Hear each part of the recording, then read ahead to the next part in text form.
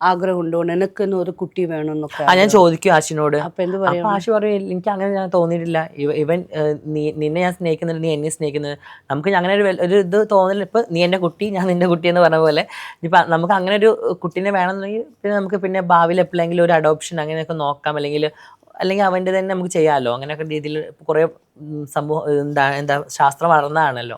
അപ്പം അങ്ങനെയൊക്കെ. പക്ഷെ എന്നാലും എനിക്ക് ആഗ്രഹമുണ്ട് അങ്ങനെ ആഷിയുടെ ഒരു കുട്ടീനെ, അവൻ്റെ അതേ ഭംഗിയുള്ളൊരു കുട്ടി, അതേ മുഖം അതൊക്കെ ഉള്ള കുട്ടീനെ കാണാൻ ആഗ്രഹമുണ്ട്. എന്ത് പറ്റും, നമ്മൾ ഇങ്ങനെ ആയി പോയില്ലേ. ഏതാவது ഒരു ടൈമിൽ അവന് മാറിപ്പോയാലോ, അവനക്ക് ഇല്ല എനിക്കൊരു ഫാമിലി വേണം, എൻ്റെ അമ്മ വേണം, എൻ്റെ നീയും നിൽക്ക്, പക്ഷേ എനിക്ക് ഒരു വൈഫും എനിക്ക് കുട്ടിയും വേണമെന്ന് അവന് പെട്ടെന്ന് അങ്ങനെ പറഞ്ഞു പോയാലോ?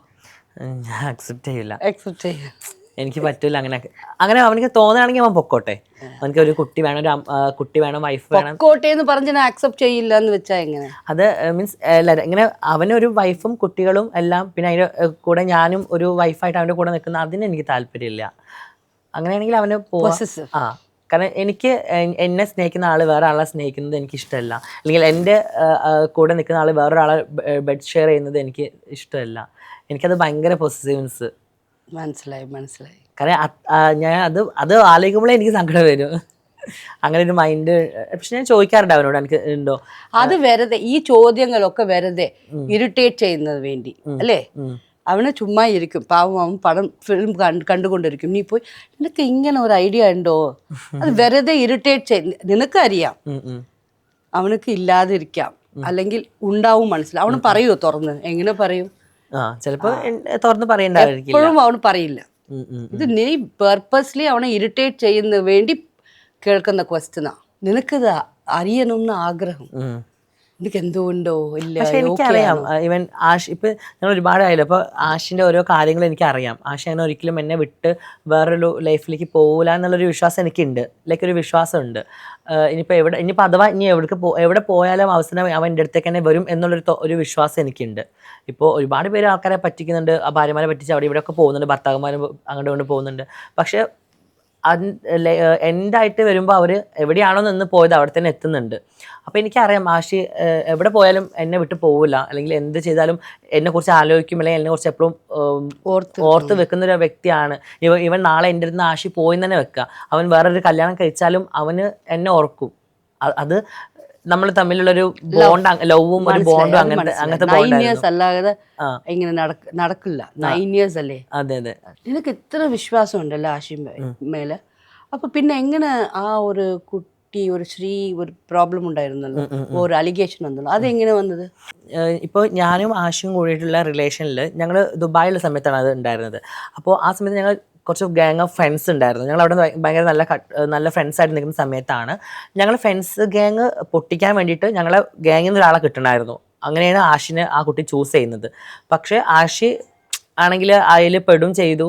അങ്ങനെയാണ് ഒരു പ്രശ്നം ഉണ്ടായത്. പിന്നെ അത് കഴിഞ്ഞ് ഞങ്ങൾ തമ്മിൽ പിന്നെ കുറച്ച് ദിവസങ്ങൾ മിണ്ടാണ്ട് ഒരു 1 month ഞങ്ങൾ ബ്രേക്കപ്പ് പോലെ തന്നെയായിരുന്നു ഞാൻ ആഷിയും.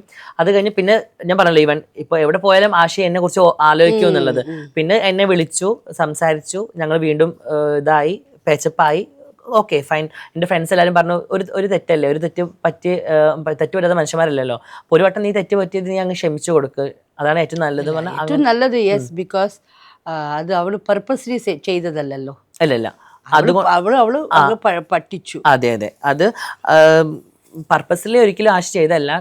ഞങ്ങളെ ഗ്യാങ്ങിന്റെ രഹസ്യങ്ങളും അല്ലെങ്കിൽ ഞങ്ങൾ ഗ്യാങ്ങിനെ പൊട്ടിക്കാനും വേണ്ടിയിട്ട് അവൾക്കൊരാളെ കിട്ടണമായിരുന്നു. അതിന് ആഷിനെ കരുവാക്കി. ആഷിയാണെങ്കിൽ വെരി ഇന്നസെന്റ് പേഴ്സൺ. ആഷി അങ്ങനെയാണ്. പൊതുവെ ഒരാളെ സങ്കടം കേട്ട് കഴിഞ്ഞാൽ അത് ആഷിയുടെ സങ്കടമായിട്ട് ഏറ്റെടുക്കും. ഇപ്പൊ ആഷിയുടെ കയ്യിൽ ആകെ ഒരു 200 രൂപയേ ഉള്ളൂ. ഒരാൾ വന്നിട്ട് എനിക്ക് ഫുഡൊന്നും കഴിക്കാനില്ല, ഒരു 200 രൂപ തന്ന ആഷി അവന്റെ ക്യാഷ് എടുത്തു കൊടുക്കും. ഇത് എനിക്ക് അറിയുന്ന കാര്യമാണ്. ഇവൻ ഞങ്ങൾ ഇപ്പൊ ദുബായിൽ ഷോപ്പ് നടന്ന സമയത്തും ആരെങ്കിലൊക്കെ വന്ന് ഇങ്ങനെ സഹായം ചോദിച്ചാൽ ആഷി അത് കൊടുക്കും. ആഷി അങ്ങനത്തെ ഒരു വ്യക്തിയാണ്, ഭയങ്കര ഹെൽപ്പ്. നിങ്ങളൊക്കെ ദുബായിൽ എങ്ങനെ പോയതാ? നീ ജനിച്ചത് എവിടെ? ഞാൻ ഇവിടെ നാട്ടിൽ തന്നെയായിരുന്നു. ആഷി എന്നെക്കാട്ടി മുമ്പ് പോയി. അത് കഴിഞ്ഞാണ് ഞാൻ ദുബായിലേക്ക് പോകുന്നത്. വർക്കിന് വേണ്ടി പോയത്? ഞാൻ ജോലിക്ക് വേണ്ടി പോയതാ. ഞാൻ എൻ്റെ ഡിപ്ലോമ കോഴ്സ് കഴിഞ്ഞ് ഹോട്ടൽ മാനേജ്മെന്റ് കോഴ്സ് കഴിഞ്ഞിട്ടാണ് ഞാൻ ദുബായിലേക്ക് പോകുന്നത്. എൻ്റെ ചേച്ചിയുടെ ഹസ്ബൻഡാണ് എന്നെ കൊണ്ട്. ഇപ്പൊ എന്താ ഷോപ്പ്? ഇപ്പൊ ദുബായില് ലുലുവില് ഒരു പെർഫ്യൂം ഷോപ്പ് നടത്തുന്നുണ്ട്. ലൂലു എന്തോ പ്രശ്നമായല്ലോ, ആ അതെന്താ പ്രശ്നം? അത് ഇല്ല, അങ്ങനെ ഒരു പ്രശ്നം ഇല്ല. അത് ഇവര് എന്നെ ട്രോളുന്ന ഒരുപാട് അത് ലുലുവിന്റെ ഷോപ്പ് ഞങ്ങൾ ഓപ്പൺ ആക്കി, ഭയങ്കര ബിസിനസ് ആയിരുന്നു ഷോപ്പിൽ, നല്ല കച്ചവടം കാര്യങ്ങളൊക്കെ ആയ സമയത്താണ് അങ്ങനെ ഒരു എലിഗേഷൻ എനിക്കെതിരെ കൊണ്ടുവരുന്നത്. അത് എന്താണ് ഇതേപോലെ ലുലുന്ന് എന്തോ എടുത്തു എന്നൊക്കെ പറഞ്ഞിട്ട്, എന്നിട്ട് അത് ആഷിയുടെ ഉമ്മയും പറഞ്ഞപ്പോൾ എനിക്ക് സങ്കടമായി. ആഷിയുടെ ഉമ്മാനെ അത് ഈ ആഷിയുടെ ഉമ്മാനെ കൊണ്ട് പറയിപ്പിക്കുന്ന ആൾക്കാർക്ക് പർപ്പസ്ഫുള്ളി അവർക്ക് വേണ്ട ഒരു തീം എന്ന് പറയുന്നത് എന്നെ മാക്സിമം ആൾക്കാരുടെ മുമ്പിൽ താഴ്ത്തി കെട്ടണം, ഞാൻ മാക്സിമം ഒരു ചീത്ത വ്യക്തിയാണ് അല്ലെങ്കിൽ ഞാൻ വളരെ മോശമായ ഒരു വ്യക്തിയാണെന്ന് അറിയിക്കണം. അതാണ് മെയിനായിട്ട് കാര്യം. ഇപ്പോൾ എന്നെയും ആഷിനെയും അത്രക്ക് പബ്ലിക്കിൽ വന്ന് വളരെ മോശമായിട്ട് പറയുന്ന വ്യക്തിയാണ് ഈ പറയുന്ന എന്താണ് ഞങ്ങൾ വീട് ചെയ്യുന്ന ഒരു വ്യക്തി. ആ വ്യക്തിനെ അടക്കം ഉമ്മ പറയുന്നത് അയാൾ നല്ല ആളെന്നാണ് പറയുന്നത്. അപ്പോൾ സ്വന്തം മകനെ തെറി പറഞ്ഞ് അല്ലെങ്കിൽ സ്വന്തം മകനെ അത്രയും ബേഡായിട്ട് പറയുന്ന വ്യക്തി പോലും ഉമ്മാക്ക് നല്ല ആളാണ്. അപ്പൊ തന്നെ മനസ്സിലാക്കാലോ. അത് അങ്ങനെയല്ല, എങ്ങനെങ്കിലും അവനെ ബാഡ് ആക്കിയെങ്കിലും അവങ്ങളുടെ അടുത്ത് അവന് വരണം. അതാണ് ഇത് ഈ ഉമ്മാക്ക് പറഞ്ഞു കൊടുത്ത ആൾക്കാരെ മൈൻഡ് എന്താണെന്നറിയോ? എന്നെ ഭയങ്കര താഴ്ത്തി കെട്ടി ഞാൻ ഭയങ്കര മോശമാണ് ഒരു വ്യക്തിയാണ് എന്ന് പറഞ്ഞ്, അല്ലെങ്കിൽ ഞാൻ ആഷിനെ പിടിച്ചു വെച്ചിരിക്കുന്ന വ്യക്തിയാണെന്ന് പറഞ്ഞ് എന്നെ മാക്സിമം സമൂഹത്തിന് മുമ്പിൽ അങ്ങ് അടിച്ചമർത്തി കഴിഞ്ഞാൽ ഞാൻ സൂയിസൈഡ് ചെയ്യും. എൻ്റെ മൈൻഡ് ഞാൻ ആലോചിച്ച് ഞാൻ എന്തെങ്കിലും അബദ്ധം അല്ലെങ്കിൽ ഞാൻ എന്തെങ്കിലും ചെയ്തു പോയാൽ ആഷി ഫ്രീ ആയല്ലോ, അപ്പോൾ ആഷിയുടെ ഉമ്മാനെ തിരിച്ചു കിട്ടും എന്നുള്ള മൈൻഡാണ് അവർ ഉമ്മാക്ക് പറഞ്ഞു കൊടുത്തിരിക്കുന്നത്. പിന്നെ മതപരമായിട്ടും കുറച്ച് കാര്യങ്ങൾ പറഞ്ഞു കൊടുത്തിട്ടുണ്ടായിരുന്നു. അത് പിന്നീടാണ് ഞാൻ അറിഞ്ഞത്. കാരണം ആഷിയുടെ ഉമ്മാനോട് ഇവർ പറയുന്നത് ഇങ്ങനെ മതപരമായിട്ട് മരിച്ചു പോയാൽ നിങ്ങൾക്ക് ആ തെറ്റ് കിട്ടൂലേ, ഒരു ആൺകുട്ടികളല്ലേ എന്നുള്ള രീതിയിൽ അങ്ങനെയൊക്കെ കുറേ സംഭവങ്ങൾ ഉണ്ടായിട്ടുണ്ട്. അങ്ങനൊന്നുമില്ല, അത് നത്തിങ് കൺസിഡറബിൾ. പിന്നെ ആഷി അമ്മയുടെ അടുത്ത് സംസാരിക്കാനുണ്ടോ? അമ്മ സംസാരിക്കാറുണ്ട്. ഈവൻ ആഷി എന്നോടെ പ്രശ്നമുള്ള ആഷിയുടെ ഉമ്മാക്ക് അതാണ് ഞാൻ ഈ അറിയാത്ത ആൾക്കാർക്ക് അവന് റെഗുലർ ആയിട്ട് റെഗുലർ ഡെയിലി വിളിക്കുന്നില്ല, ഒരു 2 ദിവസം 3 ദിവസം കൂടുമ്പോൾ ഉമ്മാനെ വിളിക്കാറുണ്ട്.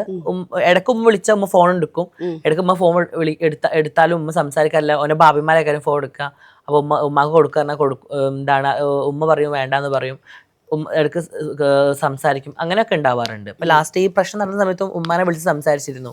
അപ്പോൾ ഉമ്മ പറഞ്ഞത് എനിക്ക് നിന്നെ കിട്ടിയാൽ മതി, നീ എന്നെ ഒഴിവാക്കിയിട്ട്, അതായത് എന്നെ ഒഴിവാക്കിയിട്ട് വായോ, വീട്ടിലേക്ക് വായോ, എനിക്ക് നീ വേണം, അങ്ങനെയാണ് ഉമ്മ പറയുന്നത്. അതുകൊണ്ട് എന്തോ ഈ പറയുന്ന സ്വത്ത് എന്ന് പറയൂല്ലേ, പ്രോപ്പർട്ടി, അതൊക്കെ കൊടുക്കില്ല എന്ന് എന്തെങ്കിലും ചെയ്യുന്നുണ്ടോ അമ്മ? അങ്ങനെയൊന്നുമില്ല, അങ്ങനത്തെ പ്രശ്നമൊന്നുമില്ല. പൊതുവെ ഉമ്മ പാവാണ്. ആഷിന് ഭയങ്കര ഇഷ്ടം. കാരണം ആഷിയുടെ വീട്ടിലെ ഏറ്റവും ചെറിയ മോനാണ്. പിന്നെ അവന്റെ കസിൻസും എല്ലാവരും എന്നോട് പണ്ട് പറയുമായിരുന്നു ആഷിനെ എല്ലാവർക്കും ഭയങ്കര ഇഷ്ടമാണ്. അവന്റെ ഉമ്മ ഇന്റർവ്യൂ തന്നെ പറയുന്നുണ്ട്, ആൺകുട്ടികളാണെങ്കിലും പെൺകുട്ടികളാണെങ്കിലും കണ്ട ആഷിനെ നോക്കുമെന്ന്, അത്ര നല്ല മോനാണ്. അപ്പോൾ ഉമ്മാക്ക് ചെറിയ ഉമ്മാന്റെ മനസ്സിൽ ഉമ്മ ചിന്തിക്കുന്നത് ആഷിയുടെ കല്യാണം കഴിഞ്ഞ് ആഷിനെ പോലത്തെ ഒരു കൊച്ചു പേരക്കുട്ടിനെ കാണണം എന്നൊക്കെ ഉമ്മ ആഗ്രഹിച്ചിട്ടുണ്ടാവുമായിരിക്കും. അപ്പോഴല്ലേ എൻ്റെ ഒരു എൻട്രി വരുന്നത്. അപ്പം അതുകൊണ്ടായിരിക്കും ഉമ്മാക്ക് എന്നോട് ദേഷ്യം.